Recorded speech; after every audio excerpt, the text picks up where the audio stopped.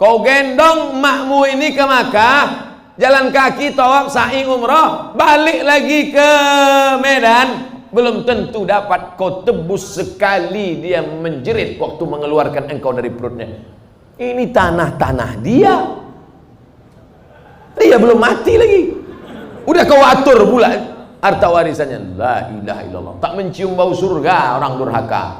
La yadkhulul jannah, tak masuk surga. Siapa itu? Uququl walidain, durhaka pada orang tua. Dia mau pergi haji, biar pergi haji. Mak, aku tak bisa membahagiakan kau, Mak. Mestinya aku membayarkan ONH nih. Mestinya aku membawa engkau ke Makkah. Aku tak bisa. Ini di tanah-tanah dia. Mau berangkat dia. Berangkat di tanah suci. Ini harta dia pula ditahan, disuruh pula bagi dia sebelum mati. La ilaha illallah Muhammad Rasulullah. Naik darah tinggi saya.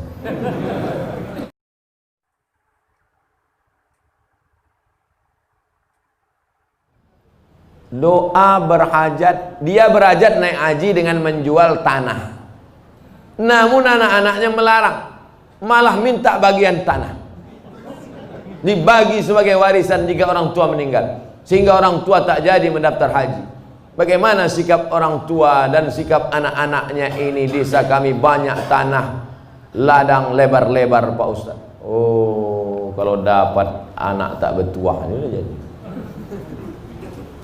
Datanglah emak-emak umur 70 tahun menggigil. Saya habis pengajian subuh, Ustadz, anak saya melarang saya karena saya mau pergi umroh. Dilarangnya karena dia katanya dapat warisan.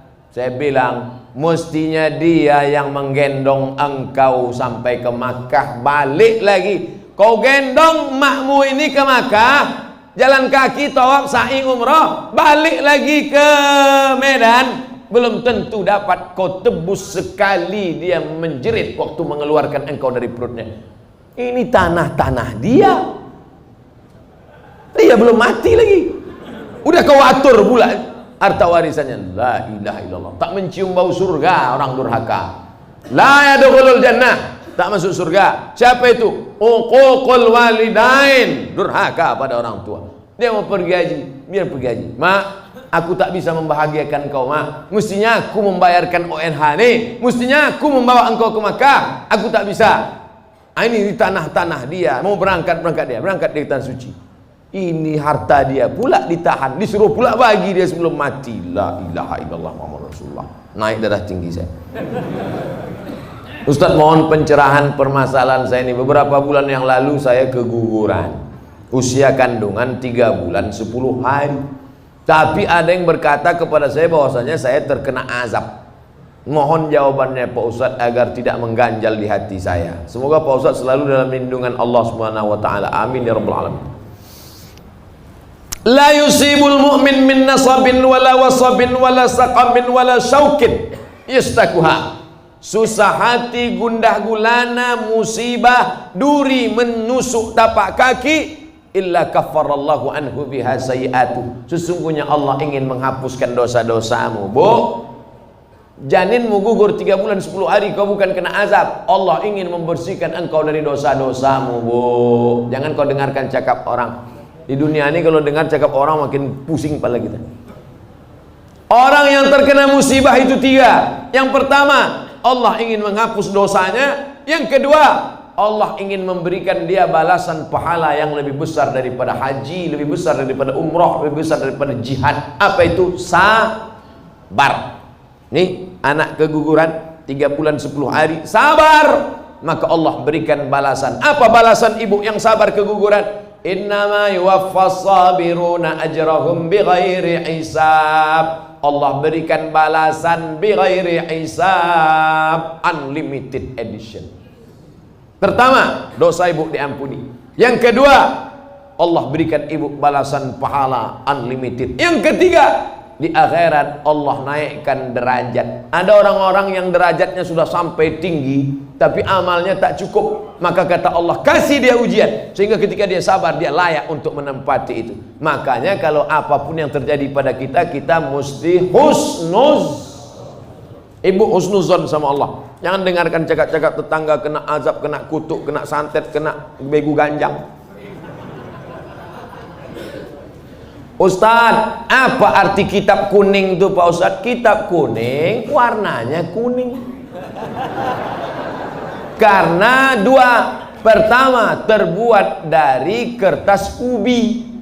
Yang kedua, karena kitab itu sudah tua, sudah lama. Istilah kitab kuning itu untuk kitab yang bahasa Arab gundul.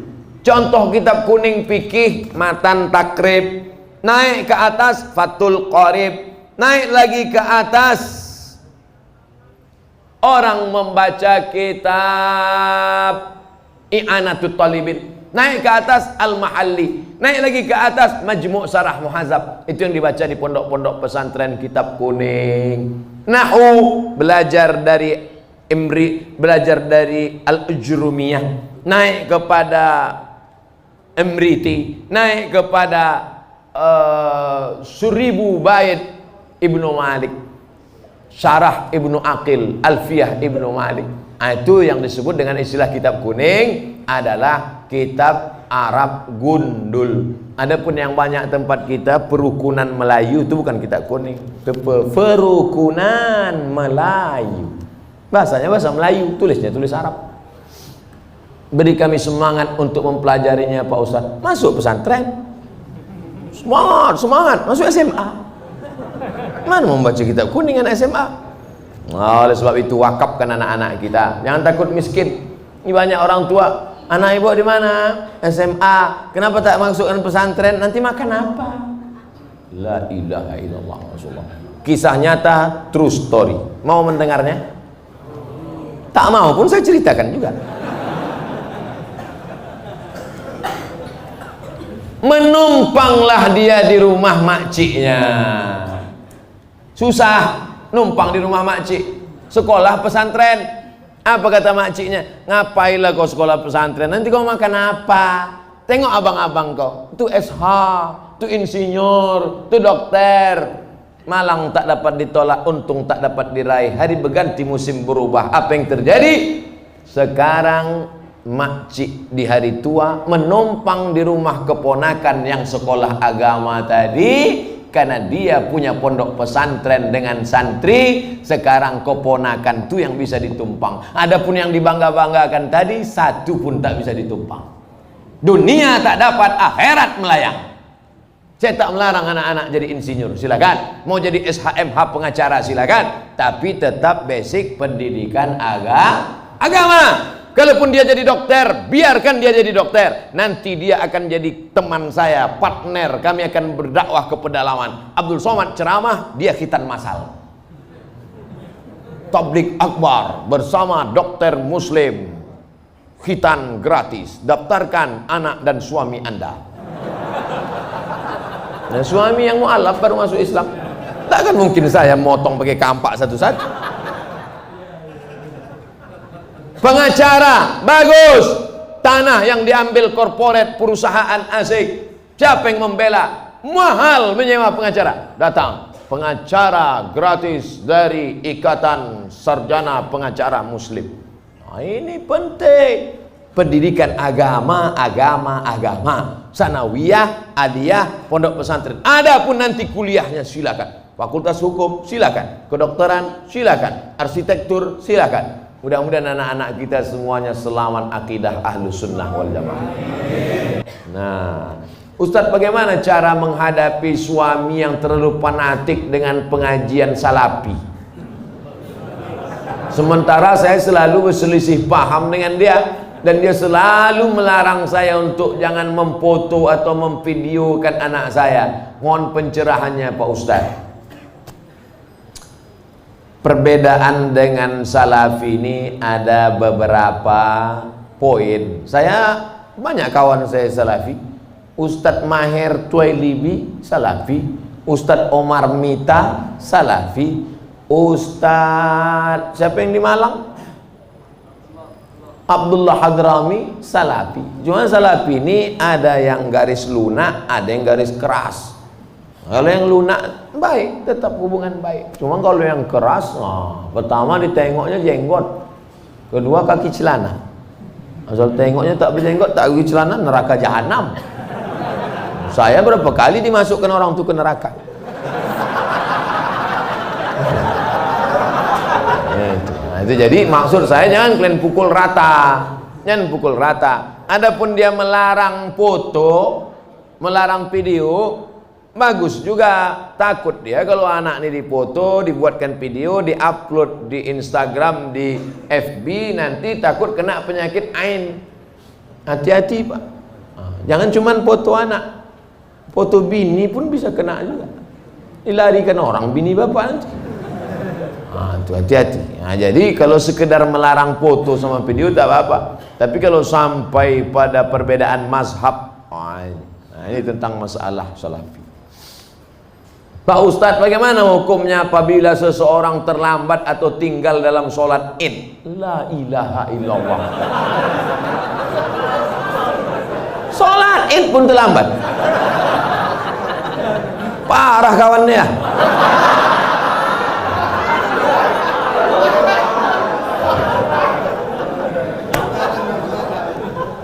Soalnya saya dikasih tahu sama Ustadz Iqbal, kata dia kita ini mau ke masjid yang paling ramai sholat subuhnya.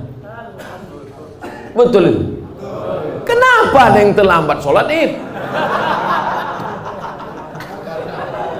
Jadi kalau sampai ke tanah lapang, imamnya sudah takbir yang kelima. Allahu Akbar, Allahu Akbar, Allahu Akbar, Allahu Akbar. Apakah makmum yang masbuk tadi mesti mengulang takbirnya tadi? Tidak, karena takbir itu hukumnya sunnah. Dia ikut aja berapa yang dapat. Bagaimana kalau dia datang imamnya sudah tasyahud akhir?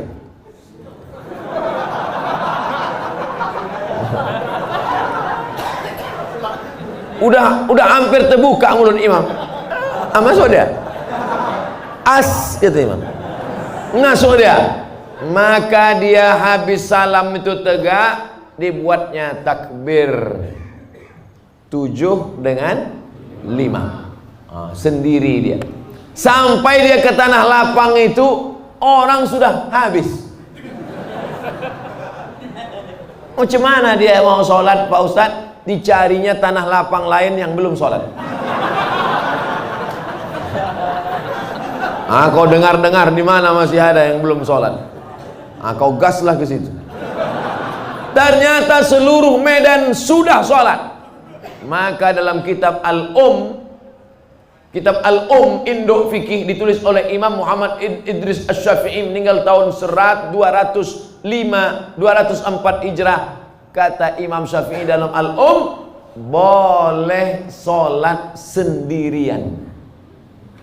Tapi mazhab Hambali tak setuju. Mazhab Syafi'i dalam kitab Al-Um boleh sholat sendirian. Bagi yang musafir, kemarin ada yang WA saya, Ustadz, saya pulang kampung naik pesawat, apakah saya nanti sampainya sekitar jam sekian gak ada sholat id lagi? Sholat sendirian menurut pendapat mazhab Syafi'i. Ustadz, saya baru tahu kalau pasangan hidup saya LGBT.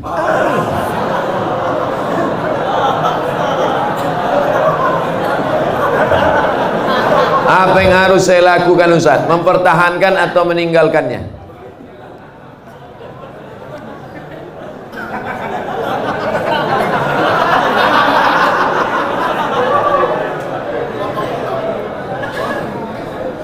Mungkinkah pertemuan itu di luar kuasa Allah Subhanahu wa ta'ala? Tak mungkin. Maka harus dibaca, ada hikmah di balik ini. Hikmah pertama, sebenarnya Allah memilih engkau karena Allah sedang menguji engkau merubah si LGBT ini. Oleh sebab itu kau ajak dia, bang, ini laki-laki LGBT ini kan, bang, kau berubah bang, berubah. Bisa kau tengok yang laki-laki, kau tengok aja aku. Ajak dia pengajian, bimbing dia ruqyah, bawa dia ke Ustadz Musdar Bustamam LC di ruqyah. Mana tahu dia diganggu jin bencong. Ada. Jangan bapak ibu sangka orang LGBT itu murni karena diri dia diganggu jin. Ada beberapa bencong waktu dibacakan ayat-ayat ruqyah keluar balik jantannya. Oh, apa gitu. Padahal sebelum itu apa? Sehat dia. Segala usaha, pergi ke terapis, pergi ke psikolog, pergi ke ustadz, pergi ke ruqyah. Kalau kau tengok ada perubahan, lanjutkan. Tapi kalau kau tengok nampaknya dia tak berubah, maka kau gugat ke pengadilan, kau cari suami yang bersih dari penyakit LGBT. Tapi lakukan dulu langkah-langkah ini. Tapi kalau dia tak berubah juga, memang tak ada niat dia untuk berubah, memang dia mau bertahan di situ. Kau perempuan lemah, tak sanggup. La yukallifullahu nafsan illa usaha. Maka kau gugat dia ke pengadilan. Saya gugat dia karena dia LGBT. Tengok sama Pak Hakim. Kenapa kau gugat dia? Dia LGBT. Betul kau LGBT? Iya, kata dia. Mudah-mudahan Allah menyelamatkan anak cucu cicit kita dari LGBT. Penyakit LGBT ditulis dalam Al-Quran. Innakum la ta'tuna rijala syahwatan min dunin nisa. Kalian mendatangi laki-laki bersyahwat tak mau pada perempuan. Hukumannya ditulis dalam Quran. Ja'alna 'aliyaha safilaha. Kami jadikan yang bawah naik ke atas, yang atas bawah turun ke bawah. Amtarna 'alaihim bihijaratin min sijilin mandud. Kami hujani mereka dengan batu dari api neraka. Tak ada azab-azab yang hebat itu sampai ditulis dalam Quran, menunjukkan begitu hebatnya dosa LGBT. Di dunia kena penyakit HIV AIDS. Ada pengakuan seorang dokter ketika diperiksa, macam-macam penyakit yang tak terlintas di pikiran. Orang kena LGBT ini berbisul otaknya. Orang bisul di lutut, dia di otak. Oleh sebab itu LGBT, tobatlah kalian, tobat. Bertambah lagi musuh. Mengamuk pula besok LGBT. Bantailah situ. Apa lagi dipikirkan?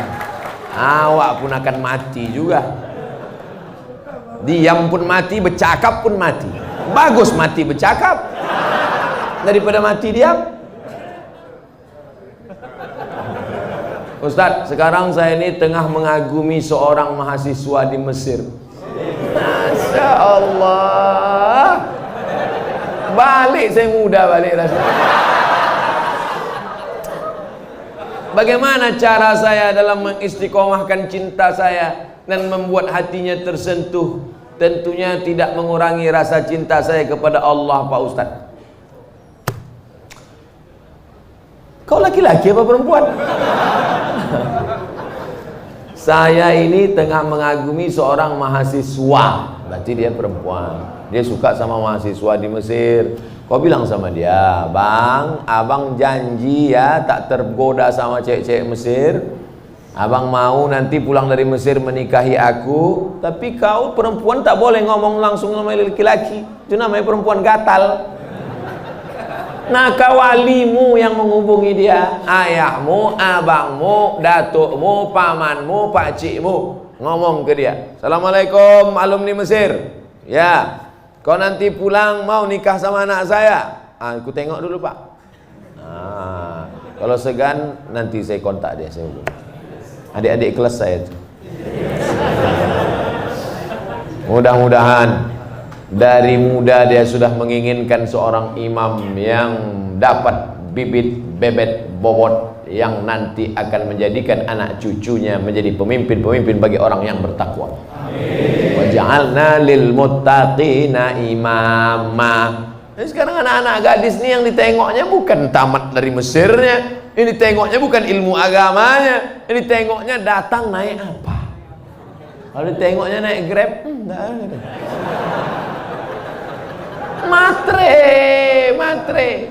Matre, na'udzubillah. Bersyukur Bapak Ibu anak-anak gadisnya mau memilih imam, qori, alumni Al-Azhar. Ustaz, saya mau tanya, mana yang diutamakan, suami apa istri? Mana yang diutamakan, suami antara istri atau saudaranya? Soalnya suami saya selalu ini ada kewajiban, hai laki-laki, kalian punya 5 kewajiban pada perempuan. Pertama, kasih dia makan. Pagi lontong sayur, siang capcay, malam tahu saya tak bahasa.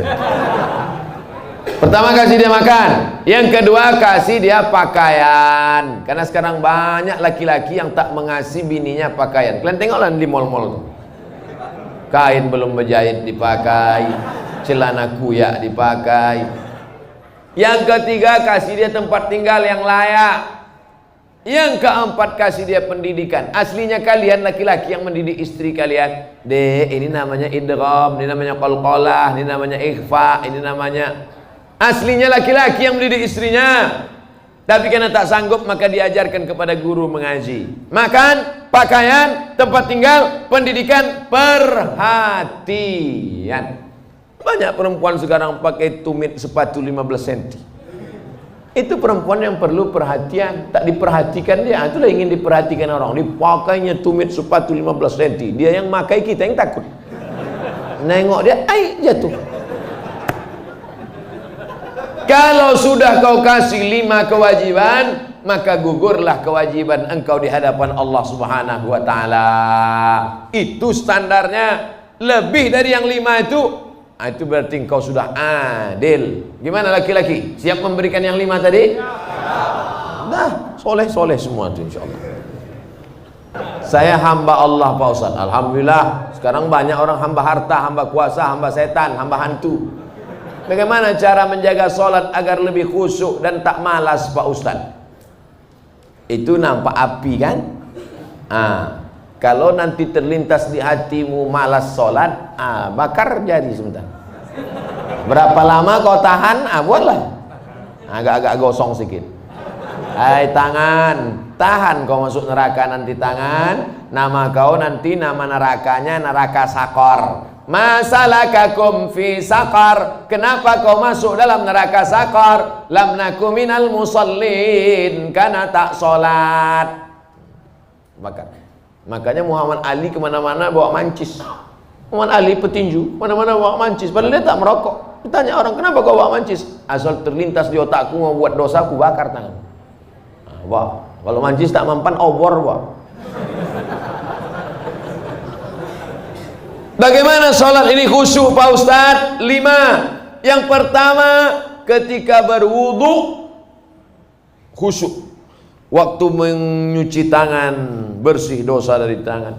Waktu memasukkan air ke mulut ke hidung, bersihkan dosa-dosa mulut, dosa-dosa lidah, dosa hidung.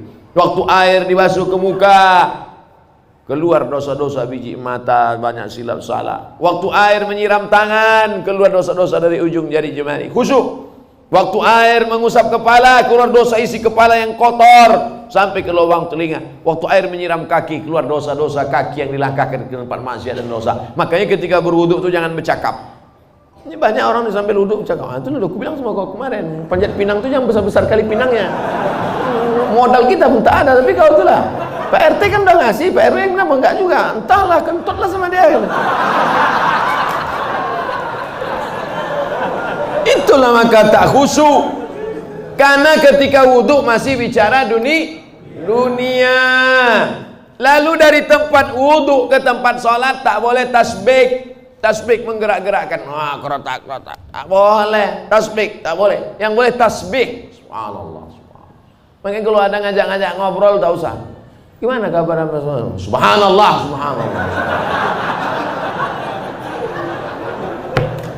3.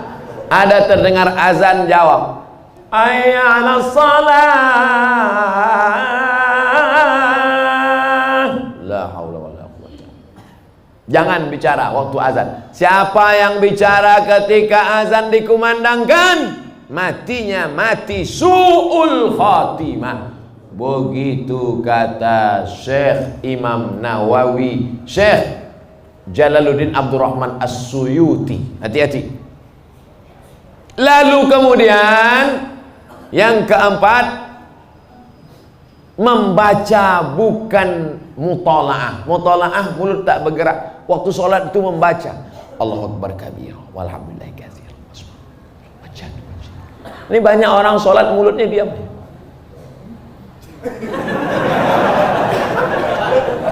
mulut membaca, karena di situ disebut qiraah. Qiraah artinya membaca. Bismillahirrahmanirrahim. Alhamdulillah.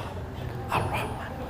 Yang kelima, mengerti apa yang dibaca. Itulah mengapa tadi saya pilih ayatnya ayat-ayat pendek supaya besok kalau sholat zuhur mengerti apa yang dibaca. Wailul likulli humazatin lumazah alladzi jama'a malahu wa addadah. Kebetulan kawan di sebelah itu asik ngumpul-ngumpul harta. Jamaah malawan. Yahsabu anna malahu akhladah kalla la yumbadanna fil hutamah. Apa hukumnya mencium istri sedang berpuasa? Istri siapa?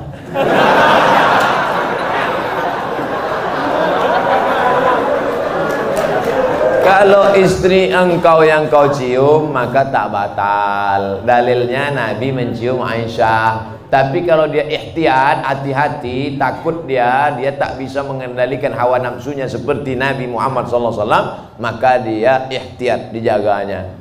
Tapi hukum aslinya tak batal. Tapi kalau sampai memperturutkan hawa nafsu maka jatuh dalam batal, rusak puasanya. Man lam yada imsakun nafsi, menahan diri, anil mahzurati, dari semua yang terlarang, min tulu'il fajri, dari terbit fajar, ila ghurubi syamsi, sampai tenggelam matahari. Itu definisi puasa. Kalau adakah dalil yang menjelaskan tentang tahlilan? La ilaha illallah, la ilaha illallah, la ilaha illallah. Itu artinya tahlil. Tasbih subhanallah, tahmid alhamdulillah, takbir Allahu akbar, tahlil la ilaha illallah.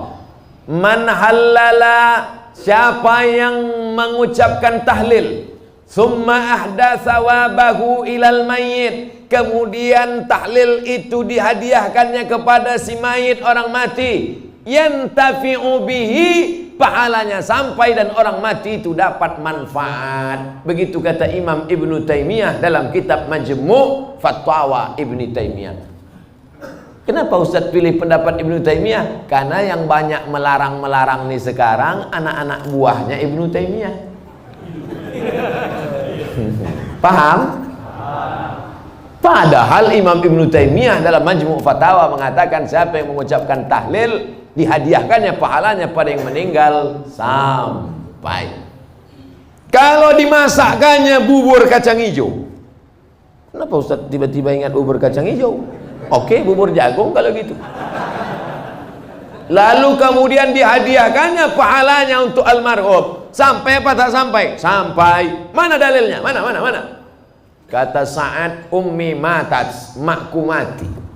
Afa atasaddaqu anha, kalau aku bersedekah pahalanya sampai tak untuk emakku? Kata Nabi, tasaddaq, sampai. Sedekah enggak? Sedekah.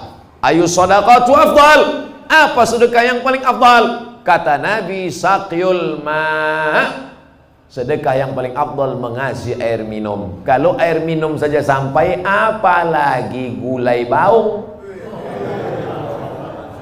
Artinya sedekah sampai, sedekah sampai, tahlil sampai. Apa lagi? Bacaan Quran. Yasin wal Qur'anil Hakim, innaka laminal mursalin. Sampai apa tak sampai bacaan Quran pada orang meninggal dunia? Sampai. Bacaan Quran untuk orang meninggal dunia sampai. Mana dalilnya? Ketika Nabi SAW melewati suatu makam, diambilnya pelepah korma, ditusukkannya ke makam itu. La'allallaha an yukhaffifa adzabahuma ma lam yaybasa. Tasbih pelepah korma sampai pada orang yang meninggal. Apa komentar Imam Nawawi dalam kitab Majmu', dalam kitab Al-Minhaj Syarah Sahih Muslim Ibn Al-Ajjaj? Kalau tasbih pelepah korma saja sampai, apalagi bacaan Quran orang yang beriman. Buka kitab Ar-Ruh, punya Imam Ibnu Qayyim Al-Jauziyah, murid Imam Ibnu Taimiyah. Punya murid namanya Ibnu Qayyim Al-Jauziyah, punya kitab namanya Ar-Ruh. Diriwayatkan sampai kepada Imam Ahmad bin Ambal lewat di suatu makam, ada orang membaca Al-Quran. Imam Ahmad bin Ambal melarang, tapi orang itu menyebutkan riwayat hadis, ternyata perawinya thiqah, bahwa Nabi punya sahabat namanya Abdullah bin Umar, anak Umar bin Khattab, berpesan, kalau aku mati nanti, bacakan di atas kuburku, pada bagian kepalaku pangkal Al-Baqarah, pada bagian kakiku ujung Al-Baqarah. Itulah dalil bacaan Quran sampai untuk orang yang sedekah sampai, tahlil sampai, baca Quran sampai. Sudah saya sebutkan dalil-dalilnya. Tak juga percaya, saya tak bisa menjawab. Habis. Saya cuma bisa minta nama lengkap supaya nanti kalau mati saya kirim. Kalau tak sampai, cepat-cepat kasih kabar.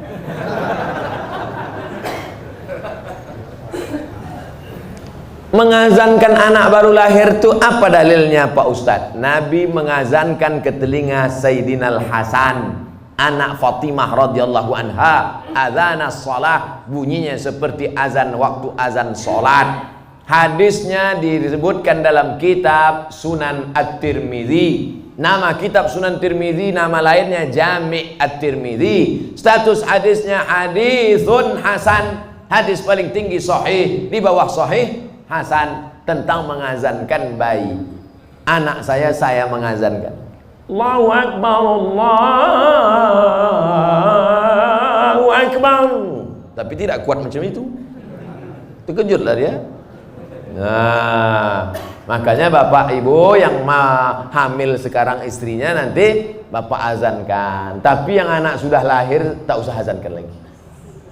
Ini anak udah semester 2. Balik dari sini sebentar. Allahu Akbar. Apanya ayah ini gitu?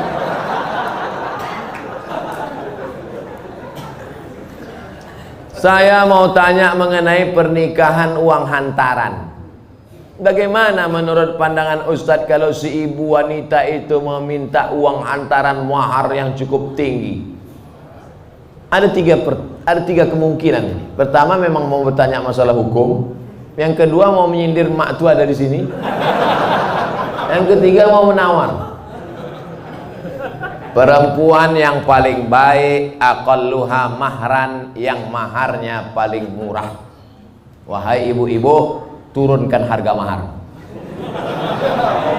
Sebetulnya yang menetapkan harga mahar ini wali, ayah. Tapi sekarang banyak ayah yang anggota ISTI, Ikatan Suami Takut Bini.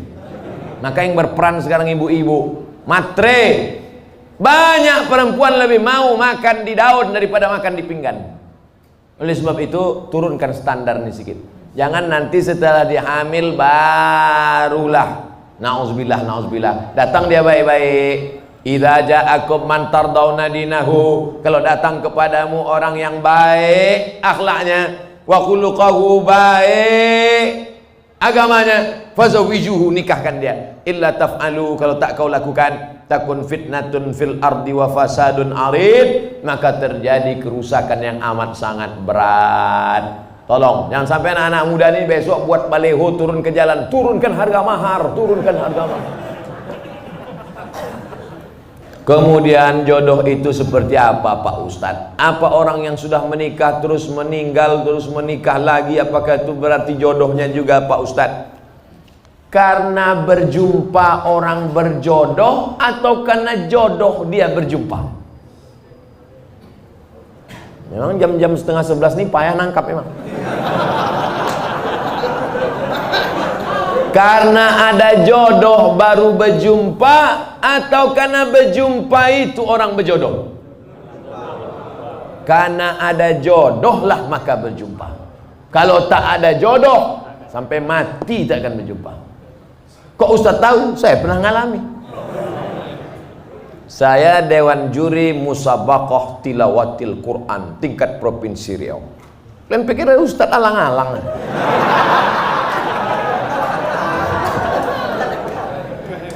Waktu itu belum nikah. Kata kawan saya, "Mat, ku carikan kau perempuan qari'ah hafizah."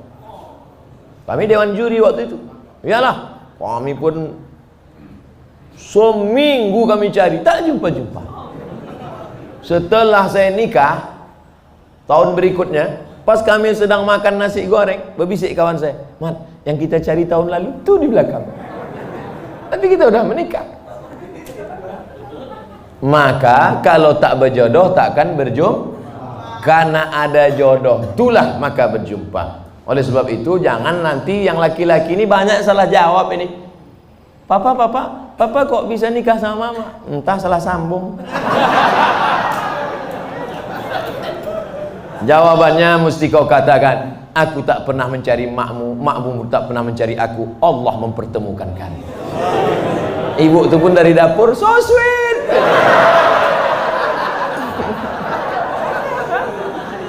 Karena jodoh lah kalian jumpa. Mengapa Tuan Syekh Abdurrahman digelar dengan Syekh Silau Laut? Syekh Abdurrahman lahir di Kampung Rau, sekarang masuk Kabupaten Batubara. Lalu kemudian dia merantaulah ke Kedah, karena orang Batubara dulu biasa naik perahu tongkang kapal laut ke Kedah, bolak-balik karena orang itu dekat Kedah. Sampai di Kedah belajarlah dia 7 tahun dan ikut lomba silat, menang, bekerja di kerajaan Kedah. Setelah itu melanjutkan pendidikannya ke Tuan Syekh Wan Mustafa Al-Fatani. Fatani sekarang Thailand Selatan, Patani. 7 tahun di Patani.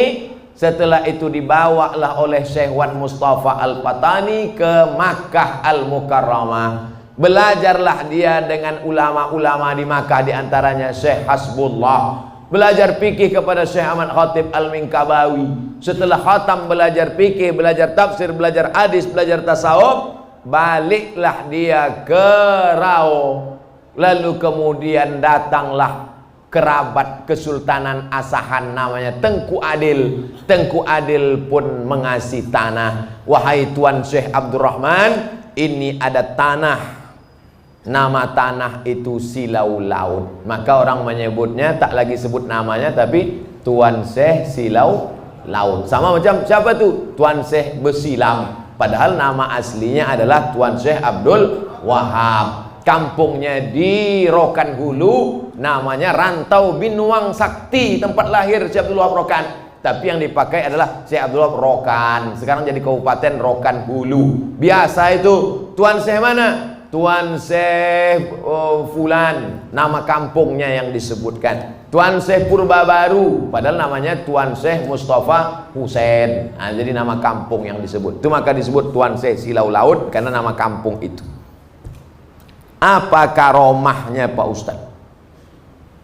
Banyak karomahnya disebutkan dalam buku, ditulis oleh cucunya. Namanya Tuan Syekh Dr. Andus Haji Mansur bin Haji Syekh Muhammad Ali bin Syekh Abdurrahman, cucunya, menulis buku. Ditulis pada masa Gubernur Raja Inal Siregar. Waktu haul dibagikan buku-buku itu. Banyak karomah disebut situ. Apa motivasi orang memasuki tarekat Sattariyah Pak Ustaz? Tarekat itu sampan. Ada sampannya namanya Sattariyah, namanya nakhodanya Abdullah Sattari. Ada nama sampannya Saziliyah, nama nakhodanya Abul Hasan As-Sazili. Ada nama sampannya Naqsabandiyah, nama nakhodanya Bahauddin Naqsabandi. Ada nama sampannya Ahmadiyah, tapi bukan yang aliran Ahmadiyah yang sesat. Tarekat Ahmadiyah, nama nakhodanya Sayyidi Ahmadil Badawi. Itu sampannya, tapi lautannya tetap la ilaha illallah Muhammadur Rasulullah. Jadi yang mau ikut tarekat sama aja macam naik sampan. Lautnya la ilaha illallah, sampannya macam-macam. Ada yang mau sampan naik speedboat, mau cepat. Ada satu yang naik kapal tongkang kayu. Dia mau slow. Kau tak ikut? Enggak, aku mau menikmati laut ini, mau slow aja. Macam-macam. Begitu lebih kurang gambaran tentang tarekat. Tarekat artinya jalan, jalan mendekatkan diri kepada Allah Subhanahu wa ta'ala. Apa doa anak terhadap orang tuanya itu sampai? Hadis Sahih Muslim. Idza matal insan, kalau orang mati inqata'a, putus amalnya illa min salatin, kecuali 3. Shadaqatin jariyah, amal sedekah, ilmin yuntafa'u bi, ilmu yang bermanfaat. Yang ketiga, waladin salihin yad'ulah, anak yang soleh. Makanya kita selalu minta doa, Rabbi habli minas sholihin. Saya ingin sekali mendoakan orang tua saya supaya terbuka pintu hidayahnya, karena kami sangat menyayanginya. Doakan orang tuamu di sujud terakhir saat sholat, sunat, tahajud, witir, duha. Tapi jangan pakai bahasa Indonesia, nanti sholatnya batal. Dalam hati saja, ya Allah, ayahku ini berhentilah pakai sabu-sabu. Kenapa ketawa? Di masjid kami setiap malam Jumat ada pengajian. Kenapa cuma tiap malam Jumat? Tiap malam lah. Malam Senin fikih, malam Selasa hadis, malam Rabu akidah, malam Kamis tasawuf, baca Ihya Ulumuddin, malam Jumat stop wirid Yasin, malam Sabtu pengajian akhlak, malam Ahad tablik akbar. Masjid mesti penuh tiap malam, karena kalau tidak kosong masjid. Akan tetapi waktunya dimulai ketika azan sholat isya hendak berkumandang, sehingga jamaah sholat isya pergi ke masjid lain. Apakah sikap Ustadz itu benar membuka pengajian ketika azan isya berkumandang? Habis sholat isya dulu, habis sholat isya baru buka pengajian. Kenapa mesti pas azan isya itu? Sholat isya dulu, habis sholat isya baru buka pengajian. Saya selalu membuka pengajian maghrib. Kalau pengajian di Pekanbaru maghrib. Supaya apa? Supaya orang sholatnya dua, maghrib berjamaah, isya berjamaah. Karena kalau dibuat isya, banyak jamaah datang lambat. Bahkan diumumkan, jamaah Ustadz udah terduduk setengah jam.